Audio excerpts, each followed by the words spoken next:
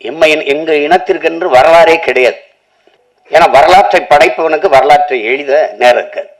இங்க பிரச்சனையே கல்லணை பார்த்ததுல எங்க பாட்டை ஒருத்தன் கல்லணை கட்டி வச்சிருக்கா, சோழன் ஆண்டு இருக்காங்க அரிகாலன்னு தெரியுது.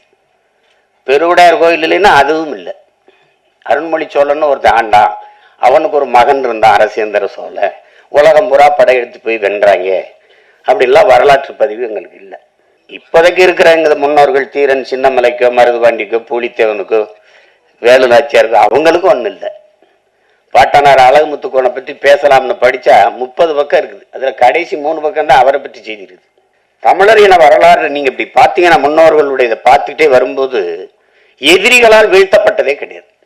எல்லாம் உடன் பிறந்த ரத்த துரோகங்களை தான் தோக்கடிக்கப்பட்டது. கடைசி எங்கள் தலைவர் உட்பட எல்லாமே. நீங்கள் வேலுநாச்சியாரா அங்கே ஒரு துரோகம், மருதுபாண்டியாரா அங்கே ஒரு துரோகம், தீரன் சின்னமலையா கூட இருக்கிறவனே செஞ்ச துரோகம், பண்டார வன்னியானா அவனே என் சொந்த ரத்தக்காரனே எங்களுக்கு துரோகம் பண்ணி இப்படி தோத்ததான் எங்களுடைய. நமக்கு இலக்கிய சான்று தான் இருக்குது. பாண்டிய நெடுஞ்சலையே மதுரை ஆண்டான் அப்படின்னா அங்கே ஒரு பெருமாட்டி கண்ணகி போய் கால் சிலம்பை உடைச்சு நீதியை நிலைநாட்டினான்னு இலக்கிய சான்று தான். வரலாற்று சான்று எங்க இருக்கு? இல்லை. ஏன்னா அறம் செய்ய விரும்பு, இது அறிவு மூதாட்டி அவ்வை நமக்கு தந்த தமிழ். அரசியல் பிழைத்தோருக்கு அறம் கூற்றாகுங்கிறது அது இளங்கோவடிகள் தந்த இனிய தமிழ் எல்லாம் நமக்கு கற்பிக்குது. அப்படி அறம் சார்ந்து நின்ற மறவர்கள் தமிழர்கள் மனிதநேயவாதிகள் அல்ல என் உடன் பிறந்தார்களே, தமிழர்கள் உயிர்மை நேயர்கள். உலகத்தில் எல்லாரும் கல்லு மாவுல கோலம் போட்ட போது என் இன சொந்தங்கள் மட்டும்தான் அரிசி மாவுல கோலம் போட்டான். ஈக்கும் எறும்புக்கும் அது இரையாக இருக்கட்டும்ட்டு அவ்வளவு பெரிய ஒரு இனம். புறப்பொருள் வெண்பாமாலை பாடுது, கொடையில எல்லாம் இருக்குது, கொடை வள்ளல்கள் இருக்கான். உலகத்தில் நாடை ஆண்டவனே வள்ளல்களாக இருந்தது, நாட்டை ஆண்ட மன்னர்களே வள்ளல்களாக இருந்தது தமிழர் இனத்தில் தான்.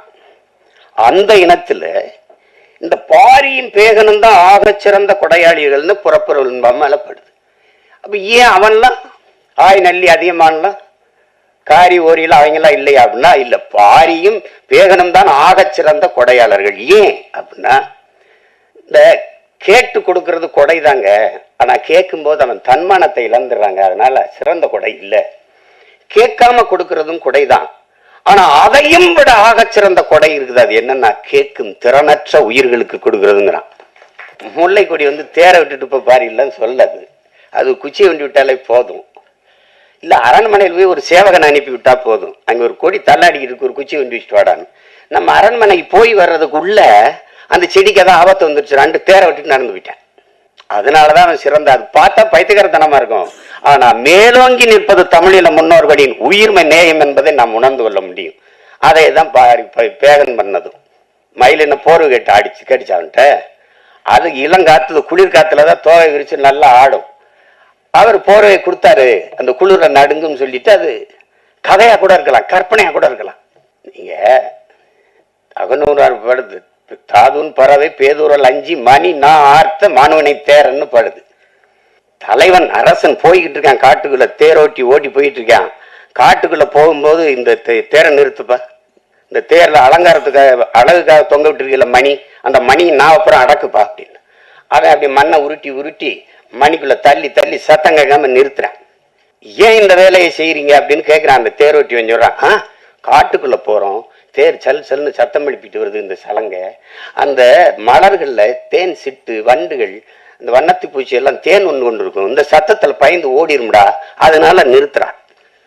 அப்ப இதுல இருந்து என்னன்னா தமிழர்கள் உயிர்மை நேயர்கள். ஏன்னா பகுத்துண்டு பல் உறவுகள் ஓம்புகன்னு பாட வேண்டியதானே, ஏன் பகுத்துண்டு பல் உயிர்கள் ஓம்புகன்னு வள்ளுவம் பாடுது, திருக்குறள்ல மறைமொழியில பாடி வைக்கிறாரு.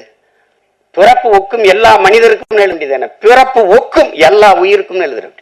அந்த அறம் சார்ந்து வாழ்ந்த இனத்தின் மக்கள்